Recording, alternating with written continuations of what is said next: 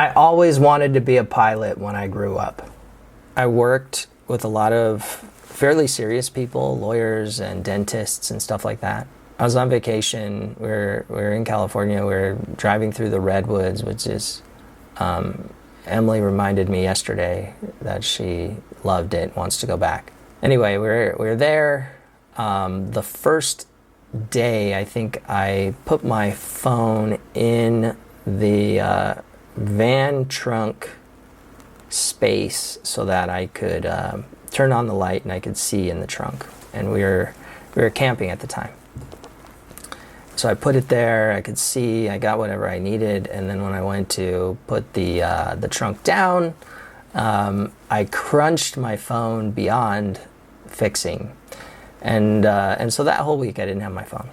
That week was when I realized, you know what? I don't want to be serious. I don't want to have to be serious. I want to figure out how people do it, how people have a ton of fun, do stupid and silly things, and are also successful and also make whatever money they want to make. I just remember telling my kids stories on that drive.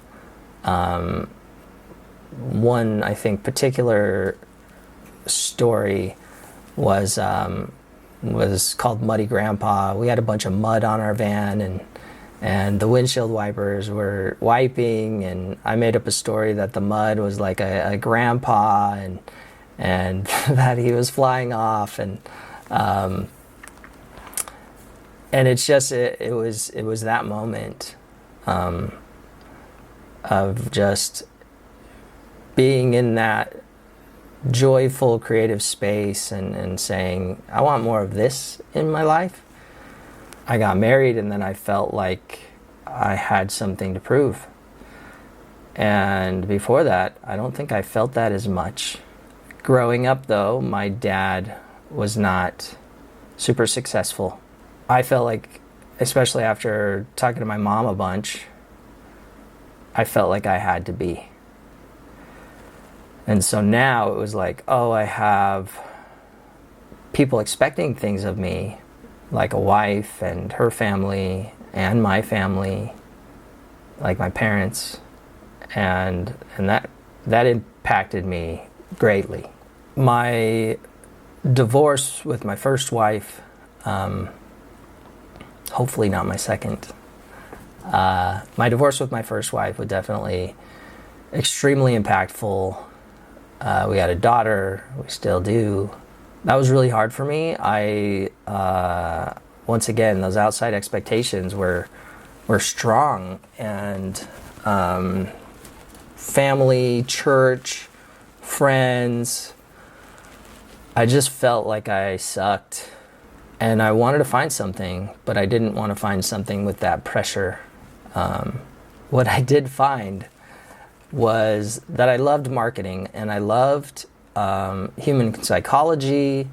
I loved learning about how people do what they do, and that really crosses over with self-help, self-improvement, and stuff like that. So marketing was a good step in that direction, because I learned marketing and sales and that process of being able to understand somebody, sell something to them, that process. And I was fascinated by it, and so I was really into it. After I was into marketing for a little while, maybe a few months, maybe a year, I ended up partnering with my buddy Brad, who had a lot of connections in the software entrepreneurial world. And I pitched him the idea that we should go and we should interview the top entrepreneurs that were using automation, and we should start a subscription, and we should teach them what we're learning. And we did that, and we started that. And that was really cool, because we would fly all over the place, and we would meet interesting people, we would interview them, we would basically break down their business and draw it all out. And that led to us then sponsoring at a big event. And because we had all of this content, that was like before YouTube was really a thing. It was back in like 2010. We were doing these interviews just out of our own curiosity and education, and obviously to create content.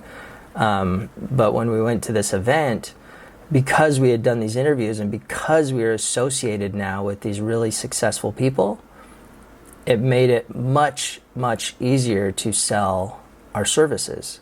And so in 3 days, we sold about $360,000 worth of services to many, many entrepreneurs that wanted our help to help their businesses, streamline their businesses. And so, that turned us into just being able to do consulting and coaching at scale.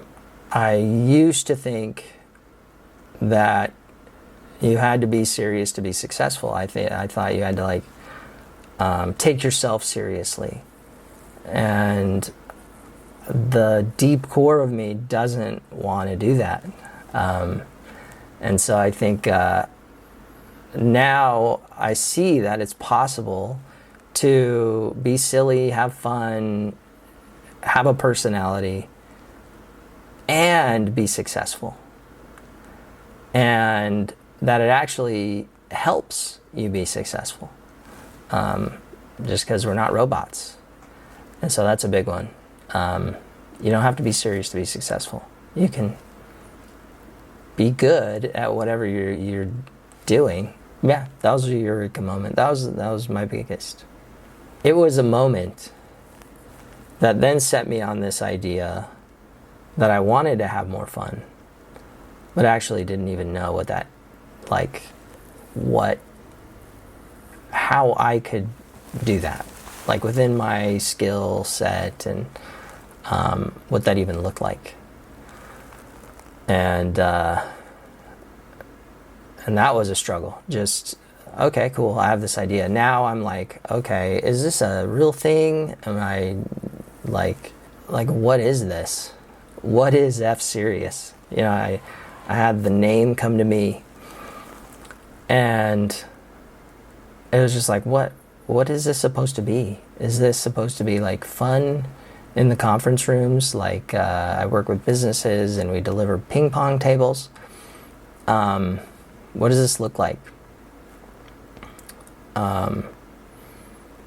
And it's been a few years with that original thought, and I have come to realize a couple of things. One is not being serious does not automatically mean fun, playful, and silly. It just means that you're dropping that weight of seriousness.